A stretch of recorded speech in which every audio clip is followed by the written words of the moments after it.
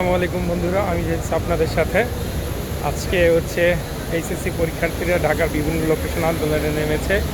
এই কারণে রাস্তাঘাটের অবস্থা খুবই ভয়াবহ। চলুন আপনাদেরকে একটু দেখাই। যে দেখেন, আমি হোটেল লা মেরিডিয়ানের সামনে আছি। এই যে আপনারা দেখতে পাচ্ছেন কি পরিমাণ জ্যাম।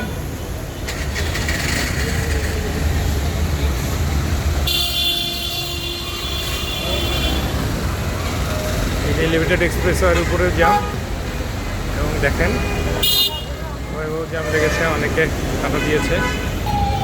আপনারা দেখতেই পাচ্ছেন এদিকে জটলা লেগে গিয়েছে।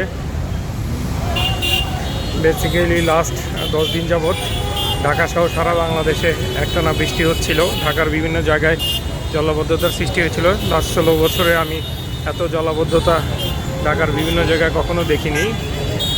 এবং এর ভিতরেই আসলে ছাত্রদের পরীক্ষা দিতে হয়েছিল, এবং অনেকে ঠিকমতো হয়তো পরীক্ষা দিতে পারেনি। এসব নানা কারণে আসলে বেসিক্যালি তারা আন্দোলনে নেমেছে, শিক্ষামন্ত্রীর পদত্যাগের কারণে। বাট আমার মনে হয় যে কোনো কিছু গঠনমূলকভাবে সমাধান হওয়া উচিত। কোনো কিছু হলে এরকম আন্দোলন করে জনগণকে জিম্মি করার দরকার নেই।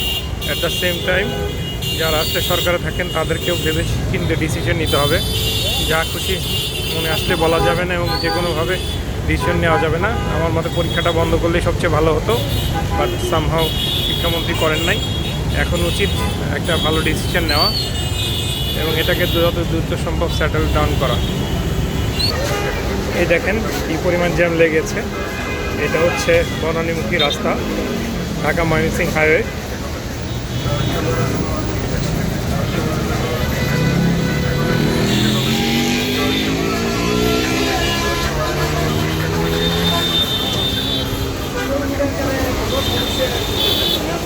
মিডিয়াতে যতটা দেখেছি, উত্তরাতে তারা ব্লক করেছে রাস্তা।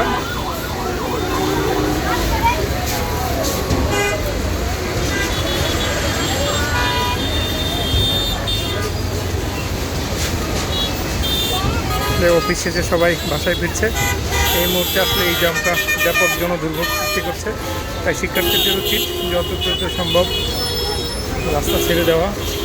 জনগণকে জিম্মি করার কোনো মানেই হয় না। অ্যাট দ্য সেম টাইম সরকারকেও সবসময় আসলে ভেবেচিন্তে ডিসিশন নিতে হবে, যাতে এই ধরনের জনদুর্ভোগ সৃষ্টি না হয়, জনদুর্ভোগের যাতে কোনো কারণ তৈরি না হয়। আমি যদি আপনাদেরকে আবার এই পাশটা দেখাই, দেখেন কি পরিমাণ জ্যাম। জাস্ট অপর লেনটা একটু ফাঁকা, বাট গাড়ির সংখ্যা খুবই কম। হয়তো মাঝখানে যে গাড়িগুলো ছিল, অথবা একটা একটা করে গাড়ি যেগুলো আসছে সেগুলোই দেখেন। জানি না আজকে বাসায় কীভাবে যাব, যেতে কতক্ষণ লাগবে।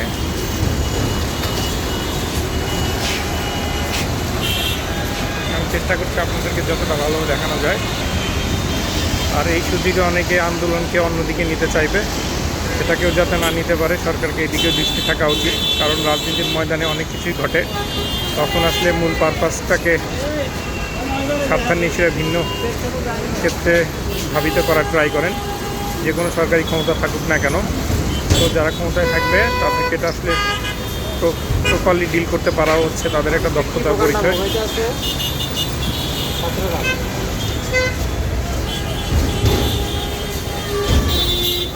আর এই ফুটওভার ব্রিজটার কথা নাই বললাম, দেখেন ফুটওভার ব্রিজটা কী পরিমাণ ভাঙ্গা।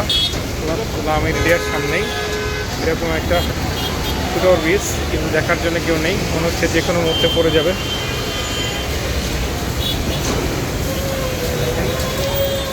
বৃষ্টি আসলে এখানে হাঁটার জন্য খুবই কষ্টকর হয়ে দাঁড়ায়।